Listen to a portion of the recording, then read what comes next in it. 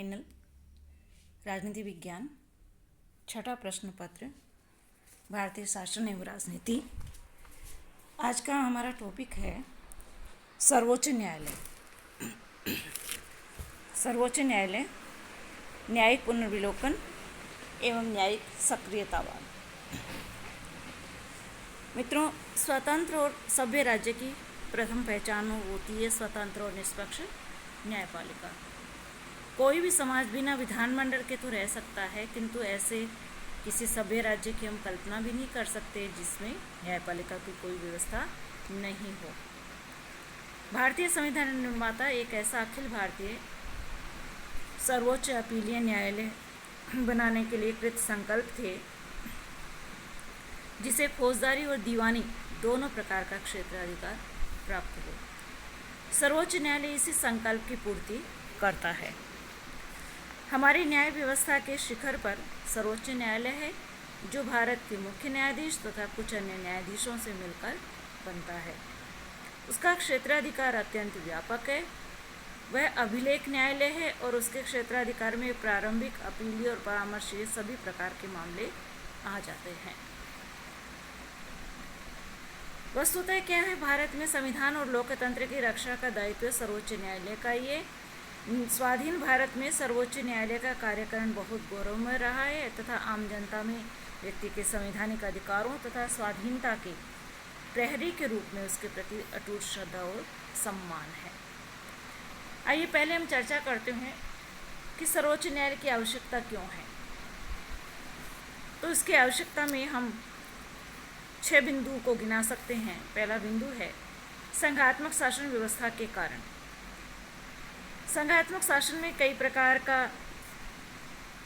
सरकारों का समन्वय होने के कारण संघर्ष बहुत अवश्यंभावी है, हो ही जाता है, वो आता है।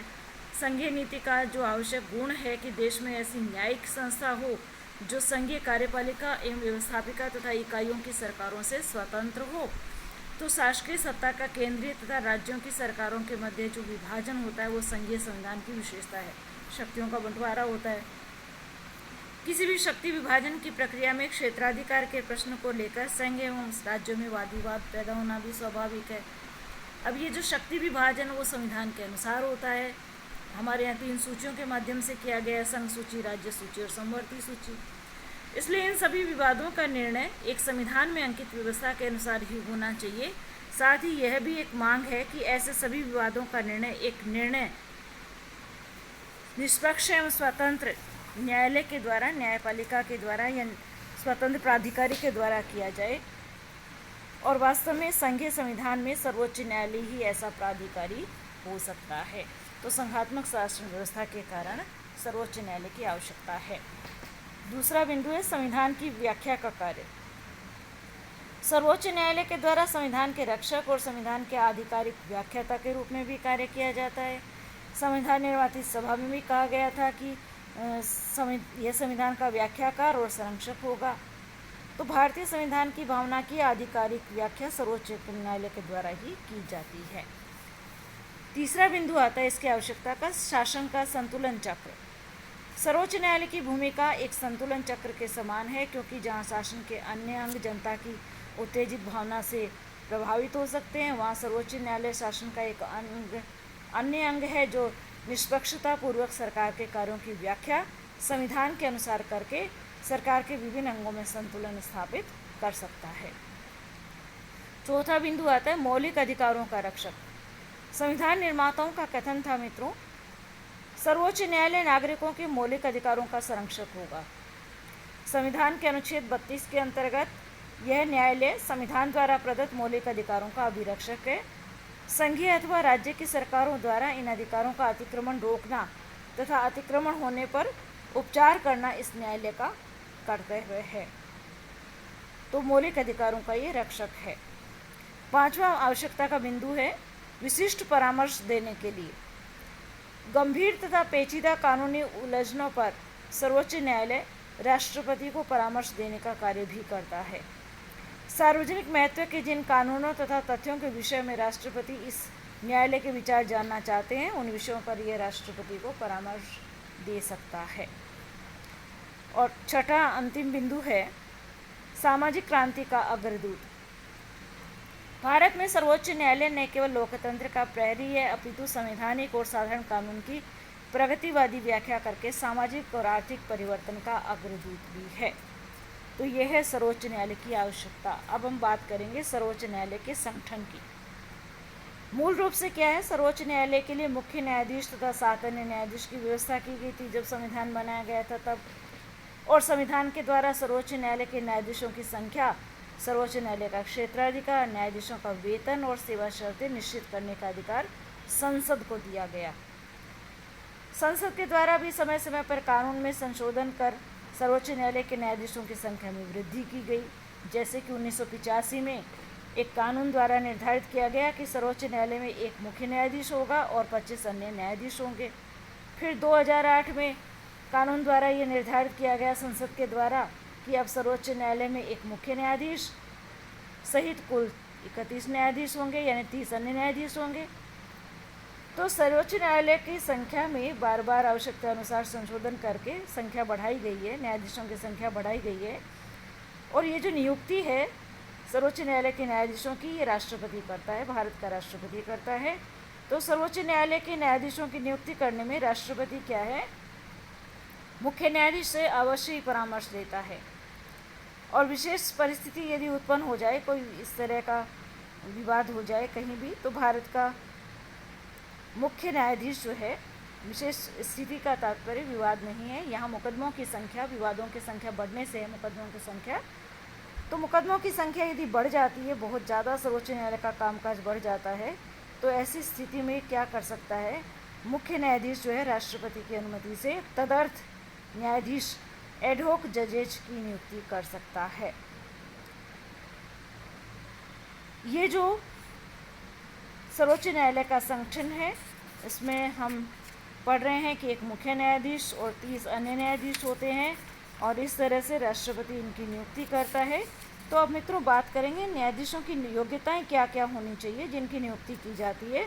तो भारत में सर्वोच्च न्यायालय का न्यायाधीश बनने के लिए योग्यता है वह भारत का नागरिक हो, दूसरा वह किसी उच्च न्यायालय अथवा ऐसे 2 या 2 से अधिक उच्च न्यायालयों में लगातार कम से कम 5 वर्ष तक न्यायाधीश के रूप में कार्य कर चुका हो, यानी हाई कोर्ट जज के रूप में कम से कम 5 साल लगातार किसी एक हाई कोर्ट में या एक से अधिक हाई कोर्ट में जज रह चुका हो, या फिर क्या है किसी हाई कोर्ट में लगातार 10 साल तक एडवोकेट रह चुका हो, यानी किसी एक हाई कोर्ट में या एक से ज़्यादा हाई कोर्ट्स में 10 साल तक एडवोकेट रह चुका हो, या फिर ऐसा कोई व्यक्ति जो राष्ट्रपति के विचार में एक पारंगत विधिवेता हो।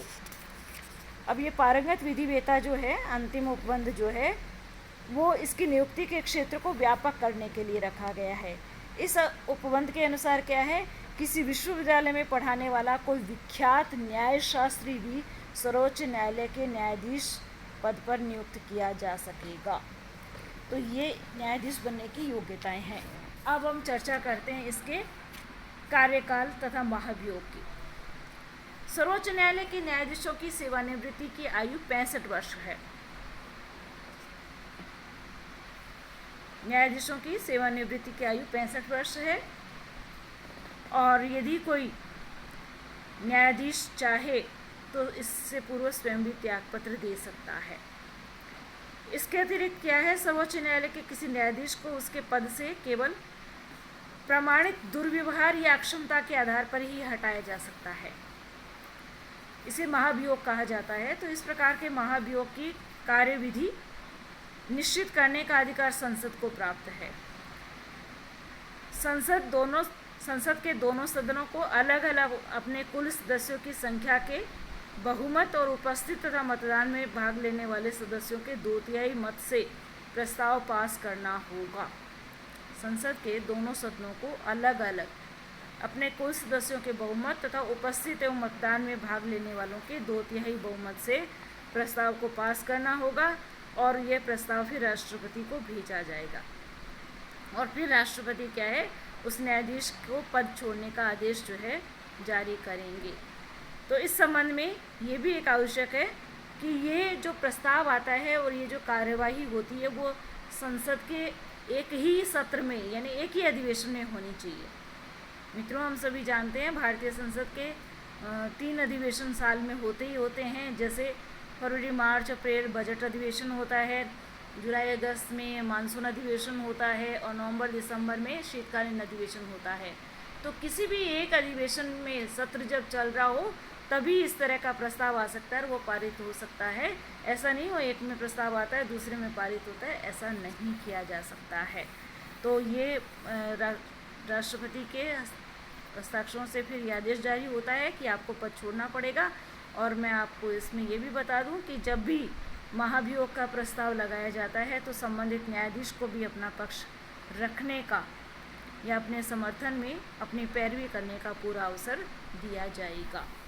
तो ये है कार्यकाल तथा महाभियोग। अब हम बात करते हैं वेतन, भत्ते और सेवा शर्तों की। सर्वोच्च न्यायालय के न्यायाधीशों को ऐसे वेतन दिए जाएंगे जो संसद विधि द्वारा निर्धारित करे, यानी वेतन निर्धारित करने का कार्य संसद का है, ये उसकी शक्ति है।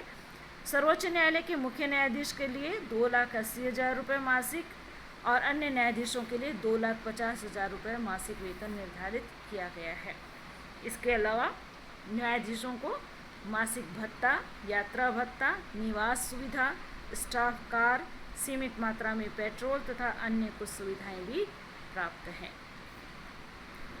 उन्मुक्तियों की बात करते हैं, यानी इनको क्या क्या छूट मिली हुई है, उन्मुक्तियाँ क्या क्या मिली हुई है। तो न्यायाधीशों को अपने सभी प्रकार के कार्यों और निर्णयों के लिए आलोचना से मुक्ति प्रदान की गई है, किंतु न्यायालय के किसी निर्णय या किसी न्यायाधीश की किसी सम्मति की शैक्षणिक दृष्टि से आलोचनात्मक विवेचना की जा सकती है। शैक्षणिक दृष्टि से आलोचना की जा सकती है, बाकी उनकी आलोचना से उनको मुक्ति प्रदान की गई है। न्यायाधीशों पर यह आरोप नहीं लगाया जा सकता कि उन्होंने किसी प्रेरणा या हितवश एक विशेष प्रकार का निर्णय दिया है।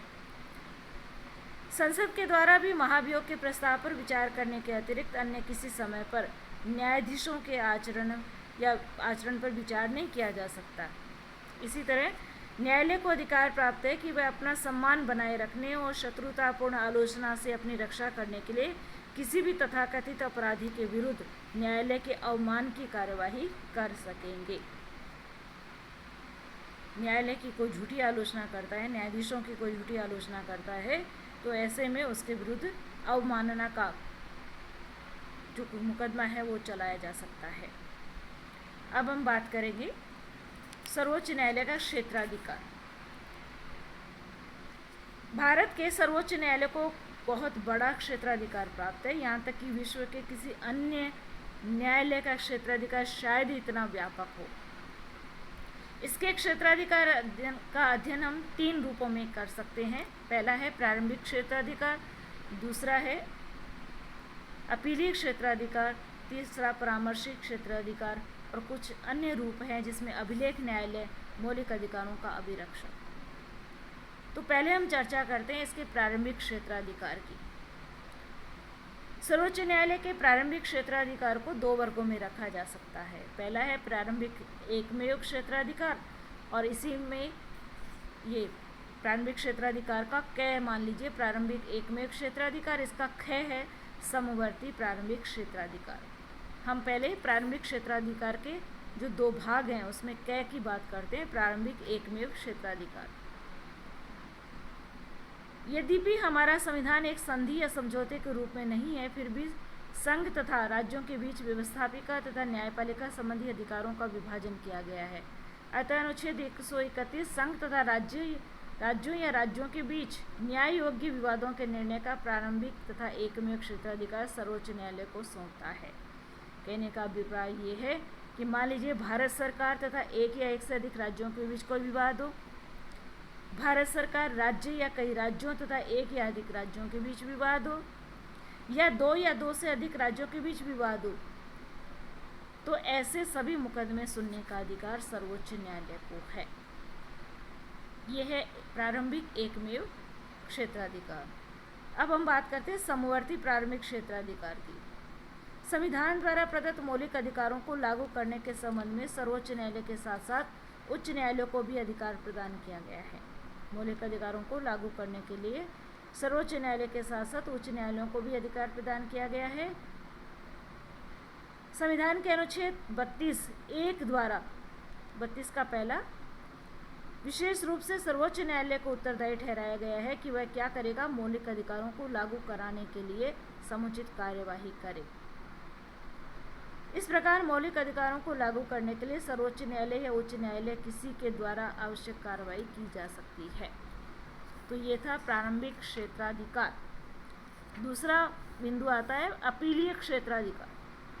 सर्वोच्च न्यायालय को प्रारंभिक क्षेत्राधिकार के साथ साथ संविधान में अपीलीय क्षेत्राधिकार भी प्रदान किया गया है। उसे समस्त राज्यों के उच्च न्यायालयों के निर्णयों के विरुद्ध अपील सुनने का अधिकार प्राप्त है। यानी हाई कोर्ट्स के विरुद्ध यदि कोई अपील करे, उनके निर्णयों के विरुद्ध अपील करे, तो वो सर्वोच्च न्यायालय में किया जा सकता है। अब ये जो अपीलीय क्षेत्राधिकार है, इसे भी 4 भागों में विभाजित किया गया है। इसमें पहला आता है संवैधानिक।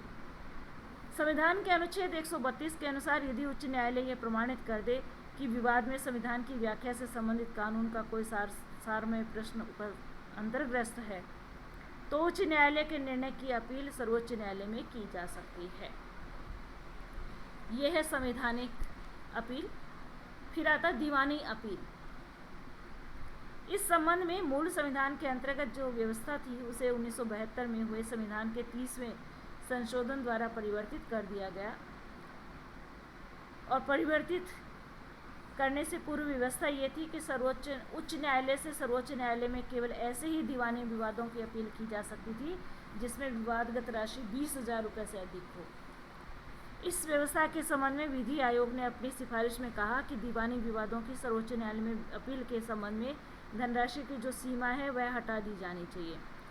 तो इस संबंध में इस सिफारिश के अनुसार 30वां संवैधानिक संशोधन किया गया, जिसके द्वारा अनुच्छेद 133 को संशोधित करते हुए अब धनराशि की सीमा हटा दी गई है और निश्चित किया गया है कि उच्च न्यायालय से सर्वोच्च न्यायालय में ऐसे सभी दीवानी विवादों की अपील की जा सकेगी जिसमें उच्च न्यायालय द्वारा यह प्रमाणित कर दिया जाए कि इस विवाद में कानून की व्याख्या से संबंधित सारपूर्ण प्रश्न अंतर्ग्रस्त है।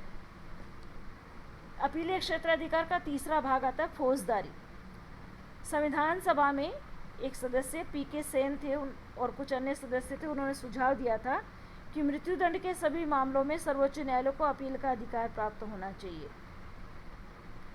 तो इस संबंध में फौजदारी विवादों में उच्च न्यायालय के निर्णय की अपील निम्न विषयों में सर्वोच्च न्यायालय में की जा सकती है, जैसे कि यदि उच्च न्यायालय ने अपील प्रस्तुत होने पर किसी व्यक्ति की उन्मुक्ति का आदेश रद्द कर उसे मृत्युदंड दे दिया हो, यानी पहले उसे डिस्ट्रिक्ट कोर्ट से रिहाई मिल गई हो, उसे छोड़ दिया गया हो और हाई कोर्ट से क्या कर दिया गया हो, उस आदेश को रद्द करके मृत्युदंड दे दिया गया हो, तो वो फिर अपील कर सकता है सुप्रीम कोर्ट में। या उच्च न्यायालय ने अधीनस्थ न्यायालय से अभियोग विचारार्थ अपने पास मंगवाकर अभियुक्त को प्राणदंड दिया हो, या अगर उच्च न्यायालय ये प्रमाणित कर दे कि जो विवाद है वो सर्वोच्च न्यायालय द्वारा विचार के योग्य है, तो अपील की जा सकती है। तो इस तरह से ये फौजदारी है अपीलीय क्षेत्राधिकार का एक भाग। और चौथा भाग आता है विशिष्ट स्पेशल अपील।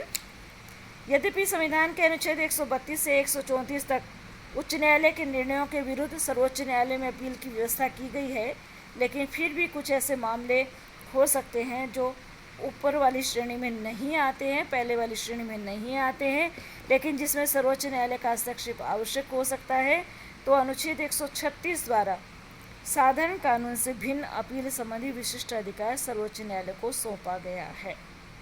इस अनुच्छेद के अनुसार इस अध्याय के किसी भी उपबंध के होते हुए भी सर्वोच्च न्यायालय भारत के राज्य क्षेत्र के अंतर्गत किसी भी न्यायालय अथवा न्यायाधिकरण द्वारा दिए गए किसी भी निर्णय, आज्ञप्ति, निर्धारण, दंड या आदेश करने की अनुमति प्रदान कर सकता है। तो ये विशिष्ट अपील भी की जा सकती है। तो पहला था प्रारंभिक क्षेत्राधिकार, दूसरा अपीलीय क्षेत्राधिकार और अब तीसरा आता परामर्शीय क्षेत्राधिकार। संविधान ने सर्वोच्च न्यायालय को परामर्श संबंधी क्षेत्राधिकार से विभूषित किया है। अनुच्छेद 143 के अनुसार यदि कभी राष्ट्रपति को ऐसा लगे कि विधि या तथ्य का कोई ऐसा प्रश्न पैदा हुआ है जो सार्वजनिक महत्व का है, तो वह उस प्रश्न पर सर्वोच्च न्यायालय का परामर्श मांग सकता है।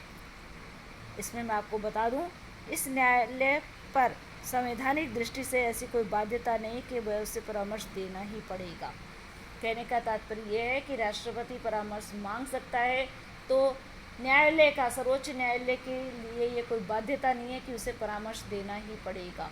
और यहाँ राष्ट्रपति को भी ऐसी कोई बाध्यता नहीं है कि उसने परामर्श यदि मांगा है, न्यायालय ने परामर्श दे भी दिया है, तो फिर उसे मानना ही पड़ेगा। ऐसी कोई बाध्यता राष्ट्रपति की भी नहीं है। चौथा इसका क्षेत्राधिकार आता है अभिलेख न्यायालय। अनुच्छेद 129 सर्वोच्च न्यायालय को अभिलेख न्यायालय का स्थान प्रदान करता है। अभिलेख न्यायालय से तात्पर्य है, इस न्यायालय के अभिलेख जो है, रिकॉर्ड्स जो हैं, सब जगह साक्षी के रूप में स्वीकार किए जाते हैं और उन्हें किसी भी न्यायालय में प्रस्तुत किए जाने पर उनकी प्रामाणिकता के विषय में किसी प्रकार का संदेह नहीं किया जा सकता। इसी प्रकार इस न्यायालय के द्वारा न्यायालय अवमान, कंटेम्प्ट ऑफ कोर्ट के लिए दंड दिया जा सकता है। वैसे तो ये बात प्रथम स्थिति में स्वतः ही मान्य हो जाती है, लेकिन भारतीय संविधान में सर्वोच्च न्यायालय का उसका अवमान करने वालों को दंड देने की व्यवस्था निश्चित रूप से, विशिष्ट रूप से की गई है। तो यदि कोई कोर्ट की निंदा करता है और ऐसा साबित नहीं कर पाता है, तो कंटेम्प्ट ऑफ कोर्ट, न्यायालय की अवमानना मानते हुए, न्यायालय का आदेश यदि कोई नहीं मानता है, उसकी निंदा करता है या किसी प्रकार से और न्यायालय की प्रतिष्ठा को आंच पहुंचाता है, तो फिर उसके विरुद्ध कार्रवाई की जा सकती है। और पांचवा बिंदु आता है मौलिक अधिकारों का अभिरक्षक। भारत का सर्वोच्च न्यायालय नागरिकों के मौलिक अधिकारों का अभिरक्षक है। ये सर्वोच्च न्यायालय को विशेष रूप से अनुच्छेद 32 का पहला विशेष रूप से उत्तरदायी ठहराता है कि वह मौलिक अधिकारों को लागू करने के लिए समुचित कार्यवाही करे। तो सर्वोच्च न्यायालय क्या करता है? सर्वोच्च न्यायालय मौलिक अधिकारों की रक्षा के लिए बंदी प्रत्यक्षीकरण, परमादेश, प्रतिषेध, अधिकार परीक्षा और उत्प्रेषण के लेख जारी कर सकता है। किसी व्यक्ति के अधिकारों का अतिक्रमण होने पर वह सर्वोच्च न्यायालय की शरण ले सकता है। सर्वोच्च न्यायालय के अब तक के कार्य के आधार पर हम निर्विवाद रूप से कह सकते हैं कि वास्तव में सर्वोच्च न्यायालय मौलिक अधिकारों की रक्षा के लिए सदा सजग रहा है तथा इस कार्य में वह सफल भी रहा है। आज के लिए इतना ही। धन्यवाद।